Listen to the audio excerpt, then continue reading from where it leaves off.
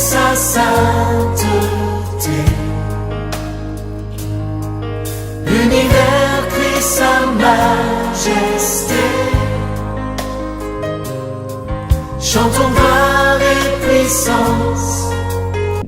La Bible déclare dans 1 Chronique chapitre 28 et le verset 9 « Et toi Salomon, mon fils, connais le Dieu de ton père et sers-le d'un cœur dévoué et d'une âme bien disposée. Car l'Éternel sonde tous les cœurs et pénètre tous les desseins et toutes les pensées.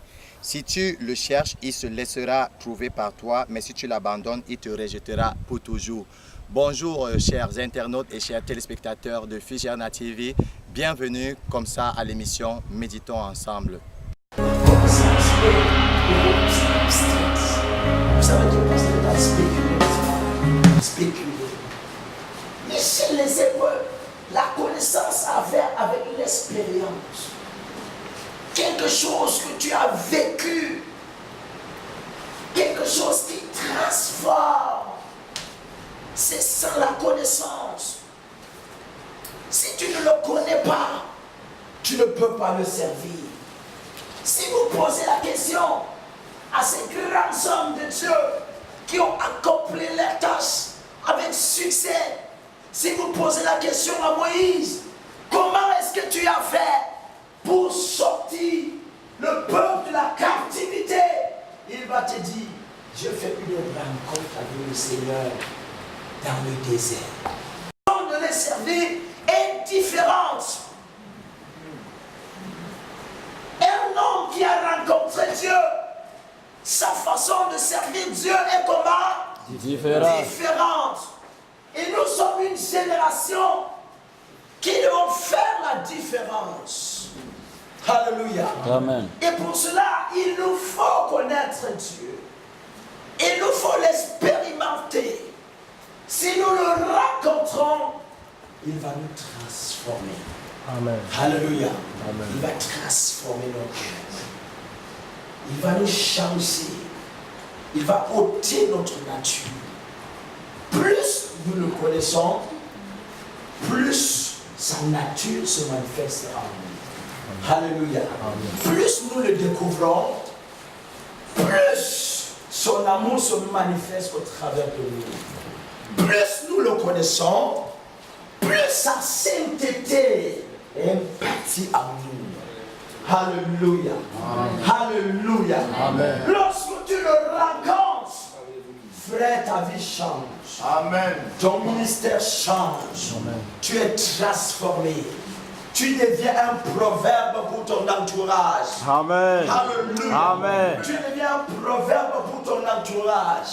Lorsque Saül a fait cette rencontre, lorsqu'on a mis l'huile sur sa tête, Saül était transformé. Alléluia. Amen. Lorsqu'il a commencé à prophétiser, il dit waouh, Saül est-il aussi parmi les prophètes? Son père n'est pas prophète. Il n'a jamais été parmi l'équipe là. Comment est-ce qu'il a fait pour prophétiser? C'est parce qu'il a rencontré lui. Dieu va veiller à l'accomplir. Amen. Je libère une notion de manifestation de la prophétie. Amen. Je libère une notion d'extravagance de la prophétie. Amen. Je libère une notion de la prophétie. Amen. Je mets la prophétie de Dieu dans ta bouche. J'établis la prophétie de Dieu dans ta bouche. Comme je parle, tu reçois.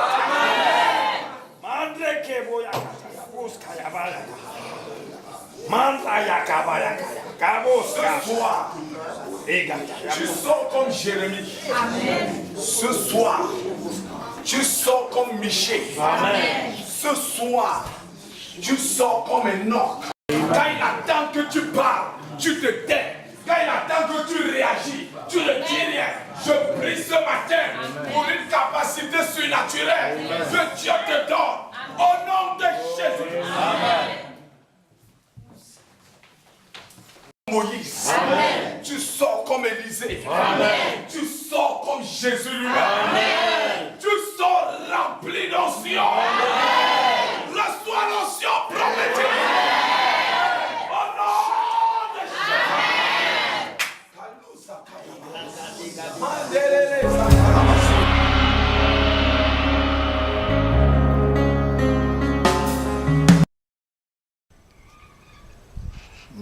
souhaitons encore la bienvenue sur, n'est-ce pas, cette émission, dont l'émission Méditons ensemble. Et déjà ce matin, nous avons eu droit à 2 méditations. Donc la première méditation était comment réussir en tant que missionnaire, qui nous a été donnée par le coordonnateur du Figerna Garoua. Et 1 Chronique 28, verset 9 que nous avons lu à l'entame de cette émission a été le texte, n'est-ce pas, qui nous a permis de soutenir ce thème, comment réussir en tant que missionnaire. Et c'est ici le conseil donné par David au jeune Salomon qui n'avait pas d'expérience. Alors, Dieu ne cherche pas des personnes déjà qualifiées, mais plutôt des personnes non qualifiées que Dieu lui-même va qualifier. Alors, premièrement, d'entrée de jeu, nous avons eu à voir, n'est-ce pas, quelques conditions pour réussir en tant que missionnaire. Et la première condition que nous avons vu à voir, c'est tu ne peux pas réussir, tu ne peux réussir que si tu connais Dieu, celui qui t'envoie. Donc, la connaissance de Dieu. Tu ne peux réussir en tant que missionnaire que si tu connais le Dieu qui t'envoie. Bien aimé, souvent, les échecs de notre mission, quand Dieu nous met en mission, quand Dieu nous accorde une mission, nous avons souvent tendance à échouer parce que nous n'avons pas une connaissance parfaite de ce Dieu qui nous envoie. Donc, comme première condition pour réussir dans la mission, c'est que nous devions connaître, nous devions avoir une connaissance profonde et une connaissance, n'est-ce pas, totale de ce Dieu qui nous envoie. Donc, et comme deuxième condition que nous avons eu à voir, c'est la recherche continue de Dieu. La recherche continue de Dieu. Et ici encore, nous allons parler de la révélation. La révélation qui est importante dans une mission. Bien aimé, vous ne pouvez pas faire la mission de Dieu sans la révélation. Parce qu'il y a des réalités que seul Dieu peut le connaître et peut, n'est-ce pas, vous les révéler par le Saint-Esprit. Donc, plus tu recherches Dieu, plus tu le découvres. Et nous pouvons voir que Dieu se laisse découvrir progressivement. Dieu se laisse découvrir, n'est-ce pas, de façon progressive. Et comme troisième condition que nous avons eu à voir ce matin, c'est nous devions servir avec un cœur consacré. Donc la troisième condition pour réussir sa mission, c'est la consécration totale. La consécration consiste à ce que notre propre volonté disparaisse et que nous devenions esclaves de Dieu. Je me reprends. La consécration consiste à ce que notre propre volonté disparaisse et que nous devions être esclaves de Dieu. Si nous ne sommes pas consacrés, alors nous ne pouvons pas avoir accès à la gloire. Alors, bien aimé, au sortir de cette première exhortation comme ça qui nous a été donnée par le coordonnateur de Maroua, nous pouvons, n'est-ce pas, ressortir 3 conditions pour réussir dans la mission, à savoir la première condition qui consiste à avoir une connaissance totale de Dieu, la deuxième condition qui consiste à rechercher Dieu de façon continuelle et la troisième condition qui n'est autre chose que la consécration totale. Et comme je le disais d'entrée de jeu, nous avons eu droit à 2 exhortations et sans transition, nous allons entrer, n'est-ce pas, comme ça, dans la deuxième exhortation qui était l'intervention du visionnaire du Figerna, du coordonnateur national du Figerna, à la personne de l'évangéliste Aimé Césaire Zoc. Alors, c'était une continuité de l'enseignement du grand thème du royaume de Dieu que nous avons eu à voir. Et ce matin, de façon particulière, le sous-thème dont nous avons eu à traiter, c'est la controverse ou alors le paradoxe des commandements d'un nouveau royaume. La controverse ou bien les paradoxes des commandements d'un nouveau royaume en opposé à tous les autres royaumes. Et s'il faut résumer peut-être ce thème, nous allons dire la doctrine du royaume de Dieu. La doctrine du royaume de Dieu. Alors, le royaume de Dieu est l'instauration de la vie de Dieu. Nous avons eu à le dire déjà à l'entame de ce grand thème dès le premier jour. Alors, elle consiste à rendre visible Dieu à travers les hommes. Elle consiste à rendre Dieu visible à travers, n'est-ce pas, les hommes. Et nous pouvons D'ailleurs, quand nous voyons tous nos royaumes, quand nous voyons, n'est-ce pas, nos États, quand nous voyons nos pays, il n'y a aucun pays ou aucun royaume sans constitution. Et de la même manière, le royaume de Dieu également présente une constitution. Alors, le caractère par lequel on accède à la compréhension, nous allons voir, n'est-ce pas, deux caractères qui ont été énumérés, à savoir entendre, nous allons voir deux verbes qui vont revenir, entendre et apprendre, entendre et apprendre. Alors, en lisant Matthieu chapitre 5, les versets 21 et 22, nous comprenons que des personnes ont eu à entendre quelque chose.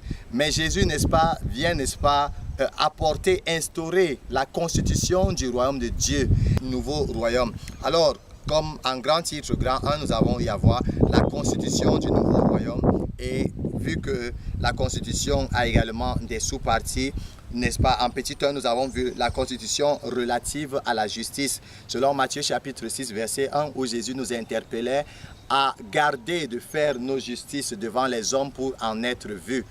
Nous devions garder, n'est-ce pas, de faire notre justice devant les hommes pour en être vus, car autrement nous aurons, n'est-ce pas, notre récompense. Et nous allons constater que durant tout ce développement, tout ce que nous faisons pour être vus des hommes, nous obtenons notre récompense séance tenante. Et comme deuxième article que nous avons eu à voir, c'était des actes et des bienfaisances. Matthieu chapitre 6, les versets 2 à 4, où Jésus pouvait encore dire, lorsque tu donne ton offrande ou bien ton aumône, il ne faut pas sonner de la trompette comme font les hypocrites. Je vous le dis, ils ont déjà, n'est-ce pas, leur récompense.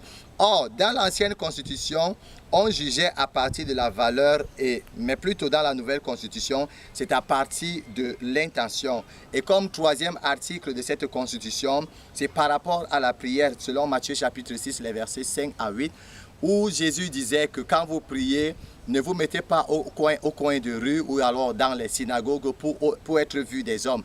Mais quand tu pries, entre dans ta chambre et prie ton Père qui est là dans le secret, il t'écoutera et il t'exaucera. Donc, il n'y a pas de démonstration dans le royaume de Dieu d'une œuvre qui est destinée à l'éternel. Une œuvre qui est destinée à l'éternel est une œuvre qui doit se faire dans le secret. Nous ne devions pas, n'est-ce pas, faire des démonstrations ou alors nous montrer aux hommes, par exemple, que nous menons une vie de prière, que nous faisons la justice ou alors que nous donnons des offrandes. Non, une œuvre destinée à l'éternel doit se faire dans le secret et c'est alors que le Seigneur pourra, n'est-ce pas, nous récompenser. La prière est un mystère secret et les plus grands programmes de prière sont muets. Les plus grands programmes de prière, nous n'avons pas besoin de faire de tapage, nous n'avons pas besoin de faire d'annonces ou bien de bandes publicitaires. Les plus grands programmes de prière dans l'esprit du royaume de Dieu, les plus grands programmes du royaume les plus grands programmes de prière sont muettes. Alors, Dieu ne se renseigne pas, ne s'informe pas dans notre prière, car Dieu connaît tout et il sait tout. Et comme quatrième article, nous avons, il s'agissait de nos économies, Matthieu chapitre 6 et le verset 19 à 21. Et comme cinquième article, nous avons eu à parler du jeûne, où Jésus nous disait que quand nous jeûnons, nous ne devions pas prendre un air triste comme les pharisiens, mais au contraire, nous devions parfumer notre tête, laver notre visage. Alors, nous avons, n'est-ce pas, eu à finir avec cette citation. Le mépris est un acte, la gifle, autant pour moi, est un acte de mépris. Et tout ceci constitue, n'est-ce pas, les lois du royaume, où Jésus pouvait encore dire, si l'on te gifle à la joue gauche, tant également l'autre joue, où Jésus nous interpellait à aimer nos ennemis, à prier pour ceux qui nous persécutent et qui nous maltraitent, à bénir, n'est-ce pas, ceux qui nous maudissent. Donc, telles sont, n'est-ce pas, les lois du royaume où règne l'amour, où règne véritablement l'amour. Alors, nous pouvons voir une controverse, n'est-ce pas, au sortir comme ça de cette émission, une controverse entre les lois ou bien la constitution de ce pays qui prône plus la loi du talion, où on peut dire œil pour œil, dent pour dent. Et maintenant, cette loi où Jésus nous interpelle, cette loi du royaume, où Jésus nous interpelle plutôt à aimer nos ennemis, à aimer ceux qui nous font mal, à bénir ceux qui nous maudissent. Quelle contradiction! Mais c'est là où le Seigneur veut nous appeler si nous voulons véritablement entrer ou bien mener cette vie du royaume de Dieu.